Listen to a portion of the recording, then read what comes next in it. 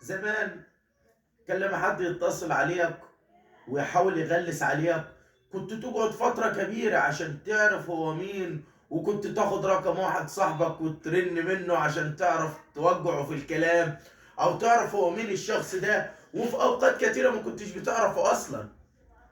فكانت الاليات المتاحة ما تساعدكش انك انت لما حد يغلس عليك في تليفون او برسائل او بشيء تقدر توصل له او تقدر تاخد معاه اجراء.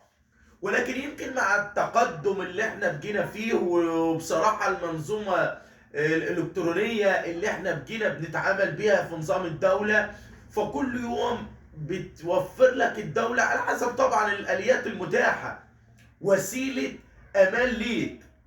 فالنهاردة بقول لك لو واحدة مثلا حد بيغلس عليها او بيرن عليها وعامل لها مشاكل، وطبعا الواحده دي مش هتقدر تقول لابوها ولا اخوها ان حد بيرن عليها، لان في ناس عندها انطباع ان طالما حد بيرن عليها كتب جاب رقمك منين يبقى اكيد يعرفك مش عارف ايه، فمش بتلاقي او يعني مش بتلاقي حد يساندها في الموقف ده.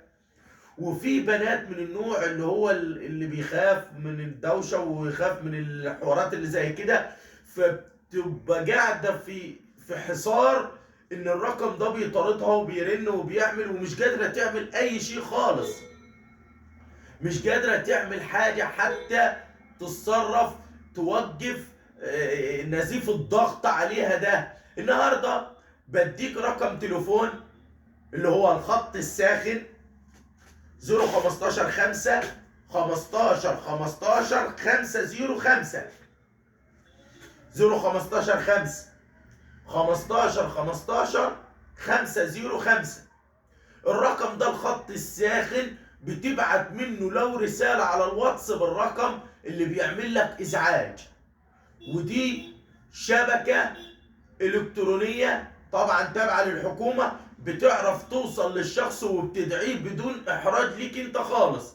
خلاص انت تبلغ في الرقم بتاعك ان هو بيعمل معاكسات وبيتعاملوا هم معاه بطريقتهم. يعني مش هنبقى عندنا الفرصة ان نسيب واحدة حد بيغلس عليها وهي خايفة من جوزها او خايفة من اخوها، فبتبقى ملزمة ان هي تستحمل رقمته او تحطه على الحظر فيجيب رقم تاني ولا الكلام ده. لا، بمجرد ما تبعت رسالة على الرقم اللي انا اديتهولك ده هتلاقي الامور تمام وهيتعامل وهياخد جزاء.